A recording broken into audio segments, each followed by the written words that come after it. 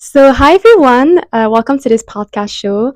We're here with Azita Papaie. She's a physiotherapist and she's here to talk to us about urinary continence as well as her practice in general. So, how are you doing, Azita? Very good, thank you. Thank you very much, Mina, for inviting me. Um, I use every opportunity to educate um, public and healthcare professionals. Yes, my name is Azita Papaie. I'm a physiotherapist. I have training for pelvic floor assessment and treatment. In Quebec, it is an additional certification beyond the education that you have in university. What it is a branch of physiotherapy that deals with the problems of pelvic floor, musculoskeletal, neurological aspects of pelvic floor, and every dysfunction related to it. Thank you so much for telling us about your practice and what you do.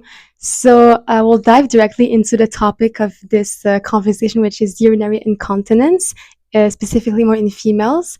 So, if you could just tell us a little bit about the anatomical and physiological features relevant to urinary incontinence, just to guide us a little bit.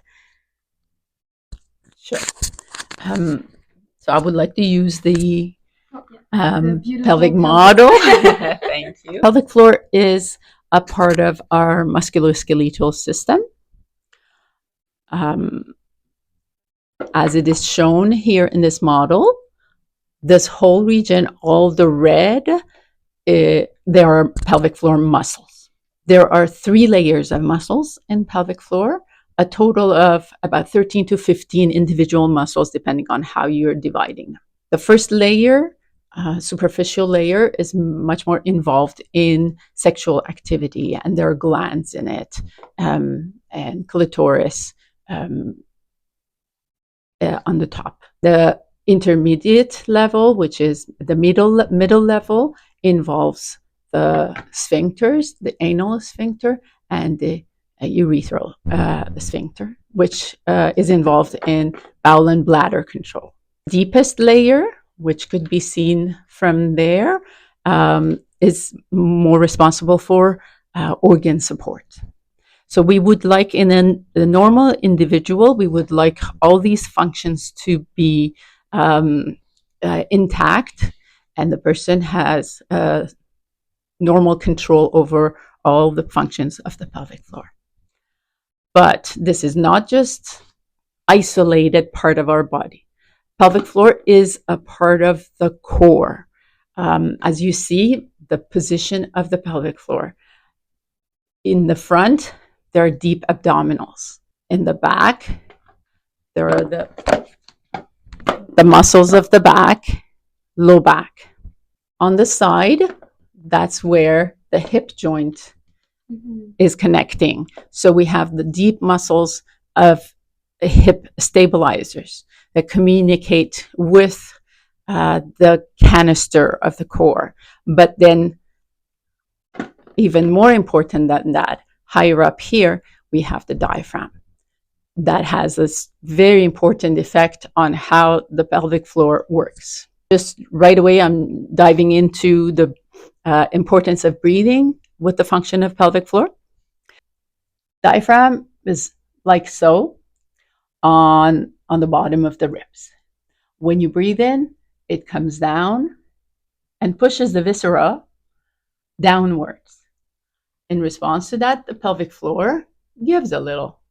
And then when you exhale, again, the diaphragm goes up, everything comes up, and the pelvic floor comes back to its initial position.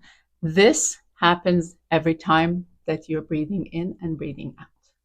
So if you have any problems with the pelvic floor that does not communicate with the diaphragm in this way, or abdominals, or low back muscles, or deep hip rotators, then this canister does not work properly, and we have problems with it. If I want to show you how it works in our body, this is the deep frontal line. Our body uses this system, this muscle system, to stand against gravity.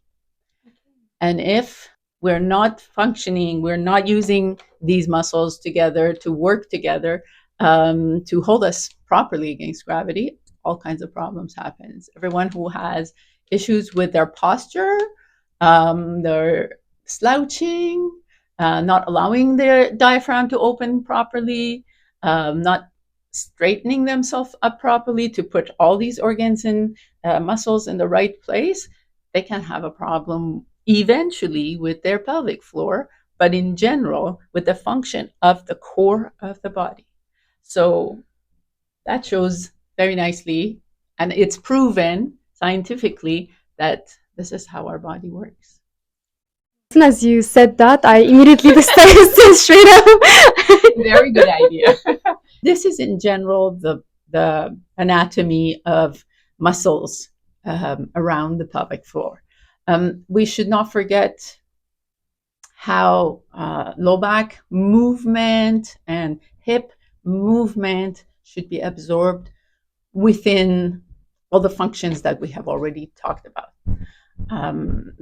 I can right away jump into telling you that when you come for an evaluation, pelvic floor evaluation, we look at all that. We look at the function of your respiratory system in relation with the core, how you're breathing. We look at how you're moving through your spine.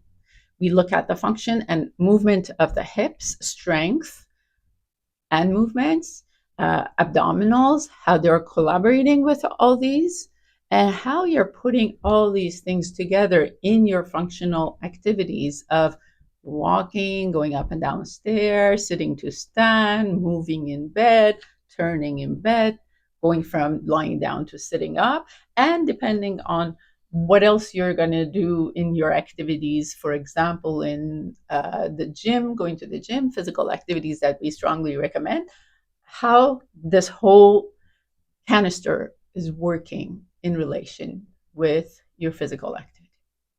Wow, that's such a complex system involving so many systems and muscles. Absolutely. Wow. And if you could follow up with some common misconceptions about the female anatomy, as you've explained. A lot of people don't know this about their pelvic floor.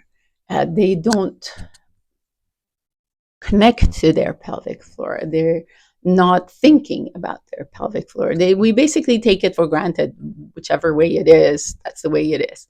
And when problems happen in there, they just start doing maybe a little bit of exercise, maybe look in here, look in there. Most of the time, they don't know how to do the exercise. So studies show that 75% of people who do some kind of pelvic floor exercises on their own, they're not doing it efficiently and they're not isolating it the way it is supposed to be done. So yeah, people think, oh, I have to do some Kegels. I have tight pelvic floor or weak pelvic floor, and I have to do some Kegels for it to work. It most of the time it doesn't work. 75% of the time it doesn't work the way it is supposed to be, and it's a good idea to have an evaluation done by a professional to guide you through the right way of doing exercises. Other issues about pelvic floor is that they're not very comfortable talking about it, and they assume things that are not quite clear about their body, and they end up doing things that are not necessarily the right way of working with their pelvic floor. So we strongly recommend that people have an assessment of their pelvic floor and understand how it works, what they have. Just because you have urinary leakage doesn't mean that you have weak pelvic floor muscles. It's very possible that you also have tight pelvic floor. So it's a good idea to have an evaluation done. So who needs to have an evaluation done? A pelvic floor evaluation done by a physiotherapist.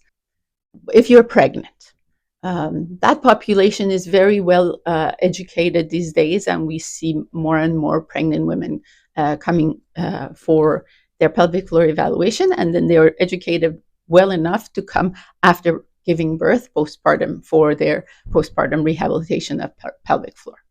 The population that are not quite yet clear about the importance of the pelvic floor evaluation is post-menopause women that are going through major hormonal changes, and their whole musculoskeletal system is weakening because of the lack of estrogen and drop of estrogen. So their muscles are mostly weak.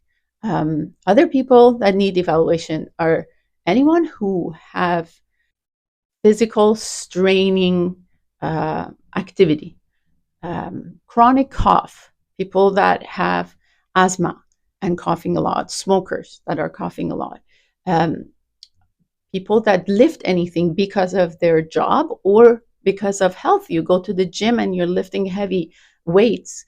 You have to know how to engage your core properly, not to hurt yourself.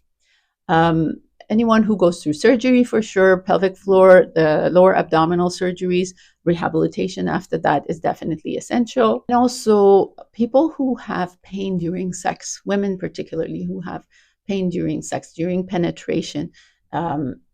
It's quite important for them to understand that there's hope. And if they come for a physiotherapy evaluation, pelvic floor evaluation, they will find out what are the problems in there, and we can work on it together. I'm going to add on one last population, and that is hyperflexible people. Hyperflexibility spectrum syndrome has been shown to have quite a lot of difficulty with engaging their core properly, and they end up with issues with their core, maybe tight pelvic floor, maybe weak pelvic floor, that needs to be assessed, and they need usually to learn how to engage their core in order to stabilize themselves against gravity. People who are hyperflexible people, people who can bend their wrist and touch their thumb to their forearm. People who bend their fingers and the fingers have a funny angle that goes way beyond what normal people can go. People can do funny stuff with their joints and put their hands together and their arms go right behind them without untying their fingers. When you bend forward, and right away you can put full palm of hand on the floor. There are a few tests like that we can check to consider someone at risk, hyperflexible. Of course, there are diagnosis of that. The spectrum varies from lighter problems to really problematic syndromes, and there are conditions that are specific, need medical attention. But on the lighter side of it, by working on stabilizers and the core canister, there will be much less issues with these people. So they don't end up going to yoga classes constantly, stretching themselves and saying, it feels good, because they are good in the class. They like to stretch themselves and they can do all the positions very well, and they are very proud of themselves, but they have to learn to solidify themselves. They have to learn to control their core and not to stretch all the time, but to tighten themselves more. So that's more or less all the people that are strongly recommended to have a pelvic floor evaluation done. The emphasis on engaging the core to strengthen the pelvic floor, which is something that's not really discussed a lot. So I'm really surprised to hear that myself, actually. I have to clarify that because people think that core is abdominals. Yeah. Yes. Deep abdominals, and then they receive bits and pieces of information from here and there. Mm-hmm. And recently I've seen people coming and saying, I've stopped doing abdominals because I've heard that it's not good for you. Of course, doing abdominals like sit-ups, if you don't do it properly, it's not good for you. If you do not engage all the muscles that are involved in your core to stabilize yourself and then do the movement, yes, you can hurt yourself if you're not doing it properly. maybe it's a good idea not to do it, but you have to find other ways of doing it. You have to find, how do you engage your core? What is the proper way of engaging your core, meaning core canister, the whole, this whole area, not just the lower abdominals. And what are some main risk factors and causes of associated with conditions that involve the pelvic floor area? Even I know that I'm guessing there's probably a lot, but if you can like select the main ones to talk about that you've seen in your practice. Most problem that I have is that the people who have not been open to um, talk about sex, talk about their private parts, um, and they don't know what we do. So they think about, oh, it involves separating my legs in front of someone, and they are going to get in there and do blah, blah, blah. And that is just something that they don't like to. Um, so we're not concentrating on pelvic pain, but a lot of women who have pain with penetration and they're not comfortable with someone introducing a finger in their vagina, they also feel like they should not be coming because it's going to be painful, it's going to be this and that. Or they don't know how long and how much time we spend on the table with them, talking about it and making it comfortable for them. They are comparing it with a gynecological visit for a pap test, and it's just a quick blah, blah, blah, blah, and you don't even know what's going on there. So it's not pleasant for them. But all these things that I'm talking to you, I will step by step going through these things with every client who comes for pelvic floor, and I demystify every step of the way, tell them what we're going to be doing, how it is going to feel like, and that we're open to anything they feel. If they don't want to continue with any part of the treatment, we can stop. And there are many different ways of modifying the evaluation. It doesn't have to be always one way. There is not one protocol that we have to follow. We can modify it in many different ways to accommodate for people who are not quite comfortable with the standard ways. For example, we can modify the internal exam to an external exam, and get something done. It's better than nothing. But I have professional hands, and I can feel externally also how things are happening in the pelvic region. And all the other things that we talk about, it's the focus is, of course, the pelvic floor, but we should not forget that the hip is involved, the low back is involved, the abdominals is involved, the breathing is involved. All that still is important. So if we can skip the pelvic floor part and gradually get to it, but take care of all the other external factors, already we are way ahead. Other things people don't quite get is that, I don't know, they get information online and they're not doing it properly. They're not doing the exercises properly. They're not engaging at the intensity that they need to. It's not quite centered towards the right muscles, or it's not the right duration. It's not the optimum kind of exercise that we recommend. They see something somewhere and they do it whichever way, which is not quite the right way. You will not get, it's better than nothing, but you will not get the best result out of it. It's definitely better to have someone guide you treatment that is proven to have the best results.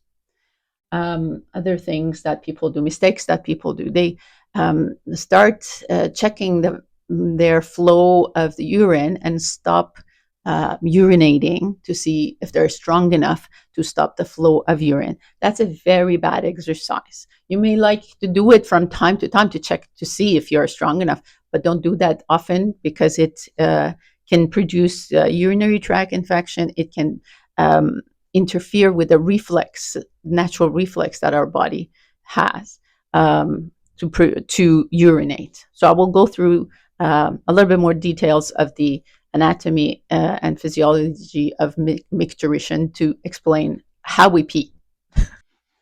I'm just going to still explain. So this is bladder, this is uterus, and in the back, it's rectum. An accurate uterus also. I love that. So this is the bladder. And there are receptors on the body of the bladder and on the narrowing down area towards the urethra. There are stretch receptors. So when we have enough urine in the bladder that stretches enough, message through the nervous system goes to the spinal cord, the sacral part of the spinal cord. And that message acknowledges that, okay, there's enough urine and we have to urinate.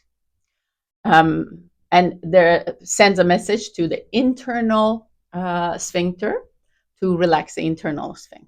But we have an external sphincter, and that is more voluntary control of urination.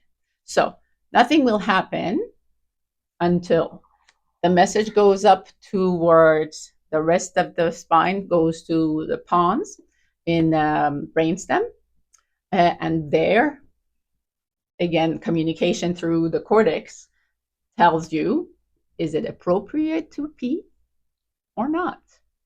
If it is not appropriate, a message comes down to spinal cord and inhibits the signal. So you can just forget about peeing for a few minutes. A few minutes after, again, a signal comes, okay, you gotta pee. So again, a message goes up to the cortex. And if you are now in an appropriate place that you can urinate, then you decide to stop this inhibition over the stretch receptors, and the external sphincter will relax, and then urination will happen.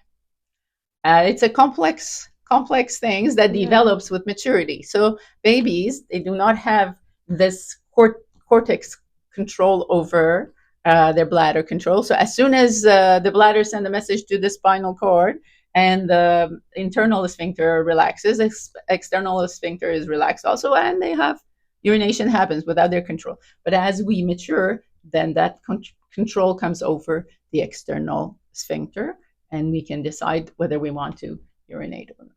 I'm guessing that a lot of conditions that involve urinary incontinence have to do with these neurogenic mechanisms. Exactly. So if I jump ahead about what are the different types of incontinence, we have the stress incontinence, which is coming as a result of an external issue. For example, coughing, sneezing, laughing, lifting heavy things. That's a stress that, as a result of that action, you will have incontinence. You lose control of your bladder. Then we have urge incontinence. Urge incontinence is like you don't have enough time. As soon as you have the feeling of that you have to urinate, you can't make it to the bathroom on time. That's a different issue. You can have both of them together. You can have mixed incontinence, a little bit of a stress incontinence, and a little bit of a urge incontinence. There are other issues with the bladder that are medical issues. I'm not going to go into details of that for now, but we'll focus on those three issues. So I'm guessing that has to do with why there's no like one size fits all approach to urinary incontinence. Absolutely. Why is it not possible to use the same treatment for everyone? First of all, people come with different lifestyle and different ways of doing things. I cannot expect a mother of a baby postpartum to have the same lifestyle and routine as someone who comes for after menopause for pelvic floor weakness. This might be weakness for both of them, but each one has a different routine. One is taking care of a baby, possibly if they are not going to the gym or anything like that, they did not have the habit of exercising. They're still lifting that baby that is growing every day from 3 kilos to within a month or two, 5, 6 kilos. So they're lifting weight already. So I have to train them to really get on it and use it more, use their exercises in a more functional way to benefit from it most. But a woman, I'm assuming that they don't, a menopaused woman, assuming they don't have little children around them, unless they're working in a daycare setup, for example, or being teacher or something, they're not lifting heavy things. I'm just giving a scenario. They're not active enough. They're not going to the gym, and they're not lifting any extra any weights. I would encourage this person to lift weights while they are developing the muscles that are essential for their pelvic floor strengthening and their whole body strengthening. So definitely, the schedule is different, and the intensity of the activity is different. The encouragement is different. I may ask the mom with a newborn baby to reduce the lifting of the baby as much as they can until they develop the muscles that are necessary for that weight of the baby. But I may encourage much more the person who is menopause to engage themselves much more and get into lifting more than the other scenario. So first, the lifestyle and the purpose and the objective of every person is different. Otherwise, someone who comes with a tight pelvic floor, we cannot just make them do exercise for strengthening right away off the bat. You have to first attend to their tightness, figure out why they're tight, give them stretches and breathing and exercises to relax a little bit first, and then pick up the strengthening when they're ready. And the timing of that is important. Some people, they can handle the relaxation and strengthening very close together, maybe at the same time. Some people, they can. They have to go through a separate period of strength relaxation first, and really establish the relaxation, and then start gently, slowly, the strengthening exercises. So every person is different. I have to even in one person, I cannot plan ahead of time from one day to another day. I have to see where they're at. Are they able to communicate with connect with their pelvic floor properly, so I can start this kind of exercise, or we're not ready for that yet. We have to linger in the stretching a little bit longer until we introduce the strengthening exercises. So it's a fine act of working with every person particularly. Okay, it's very multifactorial. Absolutely. Okay, perfect. And you mentioned a lot of the times, like the comfort of the patients or clients. I don't know how to call them. Clients. Clients, okay. Clients with this area. So, because there's still a lot of stigma and taboo that lingers around the pelvic floor and urinary incontinence. But why do you think they still exist to this day? It's because we're not talking about it. We're still sort of shy about it. I see a little bit more. I can't say the younger generation. They're still very reluctant to talk about it. They may get the information on the internet, but there's very little one-on-one talk with their friends, or if there is, it is very discreet, and it's not like a chat over the coffee in the coffee shop that people can open up and talk about it. But it is important. We should do that. I encourage people to, as much as possible, to do that.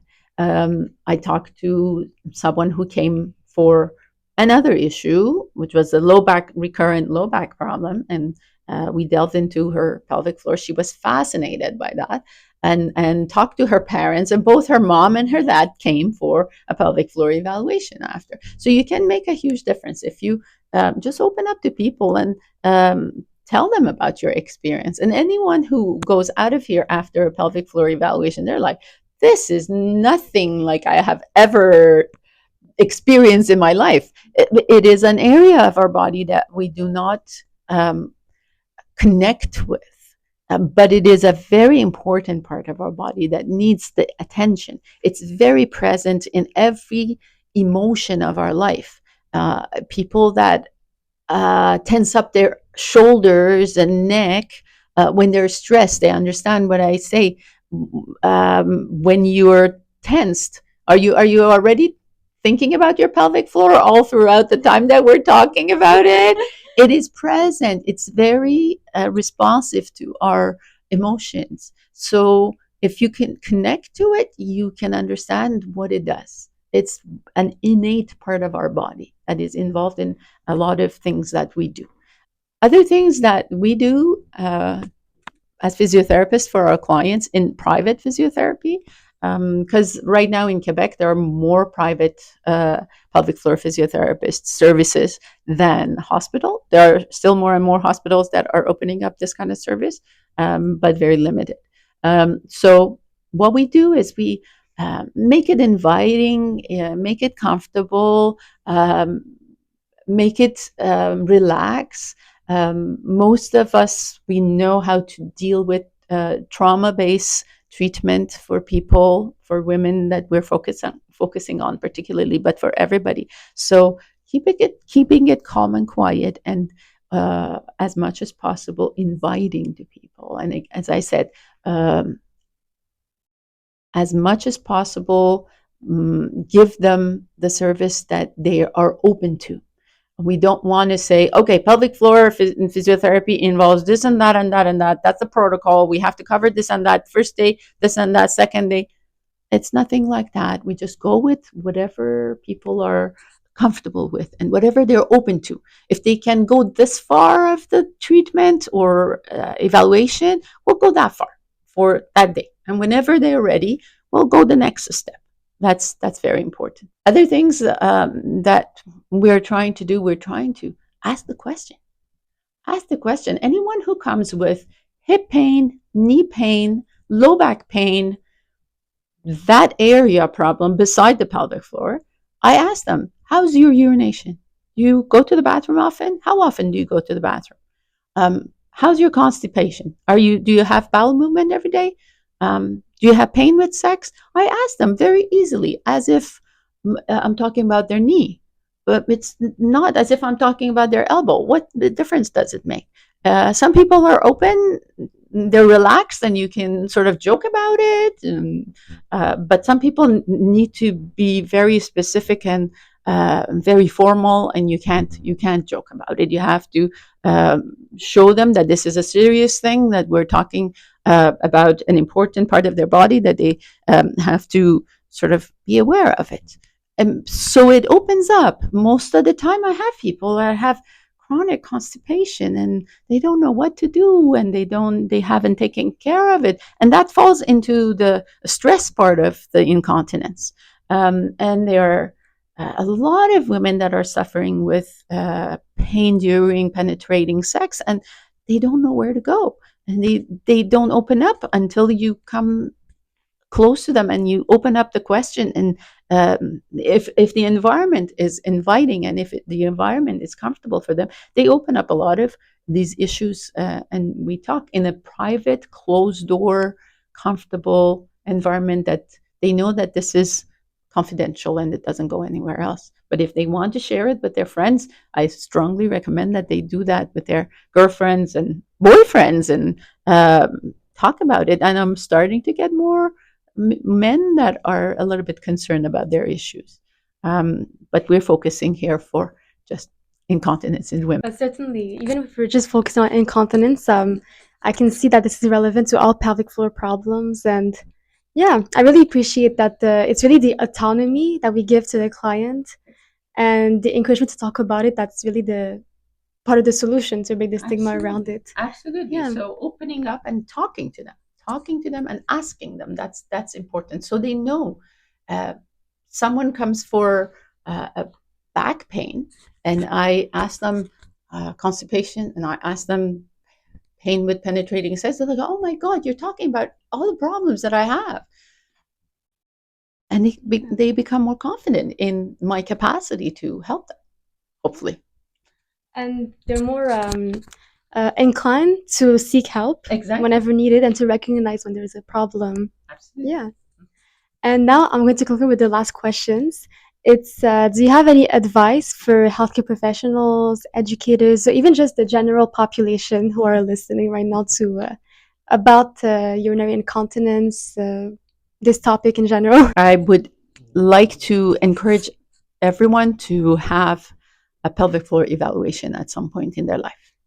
Um, it is a part of our body that we do not pay attention to, and we do not know so much about. It's just the area down there. Um, and the more we communicate, more we open our brain to communicate with that part of our body, that we're going to have less and less problems in it. I have a handheld mirror, and when we go through our evaluation, I tell them, would you like to look what I'm doing? Sometimes I need to tell them, you have to look. That's what it looks like. A good controlled contraction, a good relaxation. So do that at home. So it is a biofeedback kind of treatment that they have to do that in order to receive more information about the area. If you can't see what your fingers are doing and you want to give them an exercise, it is half of the result. You will have half of the result if you don't see what you're doing with your fingers. So you have to feel and look. The more sensory feedback you give your brain, the better results you will have. So get into understanding that area. There's nothing wrong in putting a couple of nicely clean fingers in your vagina and figure out what it is. What does it feel like? But it's so much like your mouth. We have been trained and educated to take care of our teeth and clean our mouth. What we haven't been given this education of take care of our private parts and make sure that it is clean and hygiene.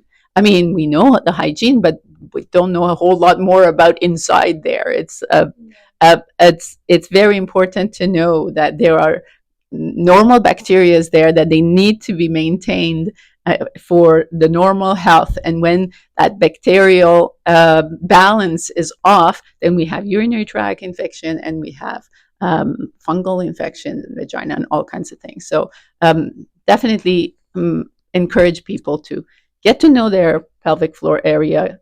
Women get to know what goes on inside their vagina, and also have an evaluation done, and just learn about yourself and see what you're doing in there. At least you will have, if you're good, at least you will have a reference point a few years from now. If something happens, you can say, oh, I wasn't like this, and now I'm like this. Something happened there.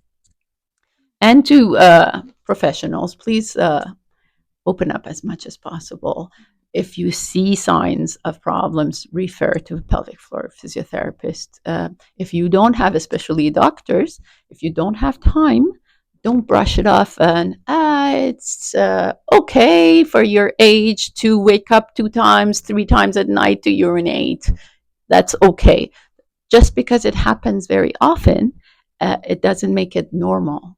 A lot of people wake up at night when a lot of women, when they get older with menopause, they wake up more at night to urinate. That's a sign of pelvic floor weakness.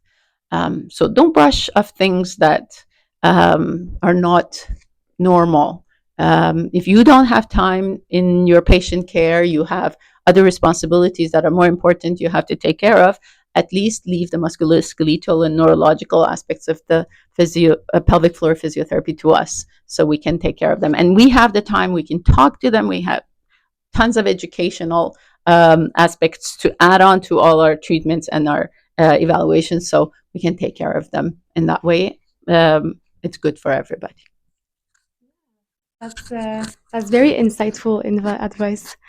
Well, thank you so much, Azita, for participating. Thank you, everyone, for listening. And Yeah, thank you for this talk. Very much for giving me the opportunity. I hope everybody who's listening to this learns from what we talked and take action if it is necessary. Thank you.